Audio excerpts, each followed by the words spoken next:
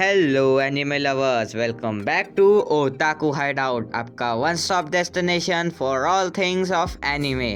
आज हम कुछ अलग करने वाले हैं। क्या होता अगर बारडॉग वापस आ जाता, पर ये वो बारडॉग नहीं था, ये था डार्क सैयन बारडॉग। ये कहानी ट्विस्ट और टर्न से भरी हुई है, लेकिन वीडियो शुरू करने से पहले मैं आपसे एक बात करना चाहता हूँ। Thank you for 60 subscriber. आपका ये प्यार मुझे और ज्यादा मोटिवेट करता है। तो चलो ओटाकू आर्मी, बनते हैं सुपर सैयन गॉड और फोड़ते हैं जिरन को इस वीडियो को शुरू करके।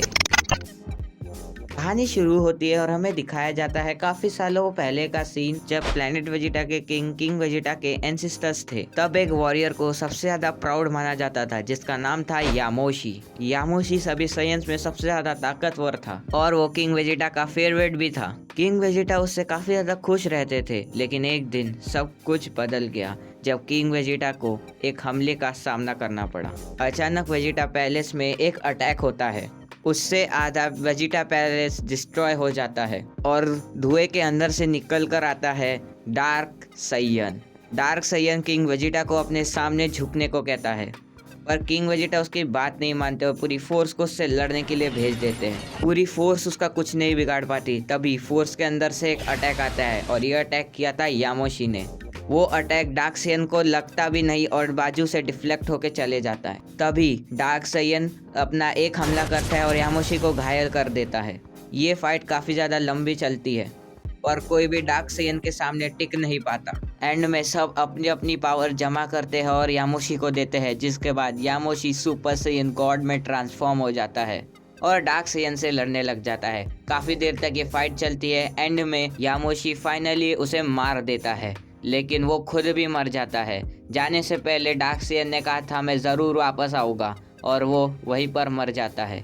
अब कहानी थोड़ा आगे आती है, जब प्लेनेट वेजिटा डिस्ट्रॉय हो रहा था। बारडॉग ज़मीन पर घायल पड़ा था और उसके ऊपर एक अटैक था जो फ्रीजा ने लॉन्च किया था। तभी बारडॉग को कुछ अजीब सी चीज़ दिखती है और फिर पूरा प्लेनेट वेजिटा डिस्ट्रॉय हो जाता है। अब कहानी थोड़ा आगे शिफ्ट होती है और हमें दिखाया जाता है एक अननोन प्लेनेट, जहाँ पर अचानक एक शिप लैंड होती है और उसमें से एक हुडी पहना हुआ आदमी बाहर आता है और वहाँ उस प्लेनेट पे कुछ ढूंढने लगता है। वो हर जगह ब्लास्ट करने लगता है। फिर उसे एक अजीब सी चीज़ मिलती है, वो उसे लेके अपने शिप में आ जाता है और शिप के अंदर वो उसके 2 टुकड़े कर देता है। फिर उसके अंदर से एक अजीब सा क्रिएचर निकलता है, जिसका नाम था जीनो। जीनो जागता है और उस हुडेड मैन के सामने जाकर झुक जाता है। फिर वो हुडेड मैन एक लड़की को कमांड देता है जो उसके शिप में थी, उसके शिप को उड़ाने की। उस लड़की का नाम था कारा। कारा पूरी शिप को लेकर उड़ जाती है। फिर हमें दिखाया जाता है फ्रीजा का सीन। फ्रीजा जो अपनी शिप में बैठकर आराम फरमा रहा था, उसको कुछ अजीब सा महसूस होता है और वो अपनी जगह से खड़ा हो जाता है और बाहर स्पेस की तरफ देखने लगता है। तभी वो कुछ अजीब सा नोटिस करता है और शिप को आगे बढ़ाने की कमांड देता है। शिप पूरी तेजी से आगे बढ़ रही थी, तभी अचानक से शिप ब्लास्ट हो जाती है। फ्रीजा पूरी तरीके से हैरान हो जाता है और स्पेस में उड़ने लगता है। फिर वो ध्यान से देखता है तो उसे वही हुडेड मैन दिखता है जो उसे कह रहा था फाइनली अब तुमसे बदला लेने का वक्त आ गया है फ्रीजा। फ्रीजा ये आवाज़ सुन के शॉक हो जाता है और फिर उसे कुछ याद आने लगता है। तभी वो बंदा फ्रीजा पर अटैक करता है। फ्रीजा उसके अटैक से बच जाता है और अपनी मैक्स पावर में चले जाता है, क्योंकि उसे एहसास हो गया था कि अब वो उससे नहीं जीत सकता। वो उस आदमी पर अटैक करता है पर उसे कुछ नहीं होता है। तभी अचानक जीनो पीछे से आता है, फ्रीजा को मार के छोटे छोटे टुकड़े कर देता है। फिर कारा उसके पीछे जमा करती है। जूनो उस आदमी से पूछता है कि तुमने क्यों फ्रीजा को मारा। फिर वो लोग अपनी अगली डेस्टिनेशन पर निकल जाते हैं। तभी एक अलग प्लेनेट पर कुछ बंदे एक आदमी को परेशान कर रहे थे। वो उसे बहुत ज़्यादा मारते हैं। तभी एक आदमी पर अचानक से अटैक हो जाता है। वो अटैक एक लड़की ने किया होता है। वो लोग उस लड़की को भी मारने की कोशिश करते हैं। वो लड़की उन्हें मार देती है। तभी वो बैटलशिप यहाँ पर भी आ जाती है और उसमें से वही हुडेड मैन बाहर आता है और वो जूनो से कहता है उस सब्जेक्ट को ढूंढ के लाओ। जूनो ऐसा ही करता है, वहाँ से चले जाता है। बाय द वे लड़के का नाम लियोरा था।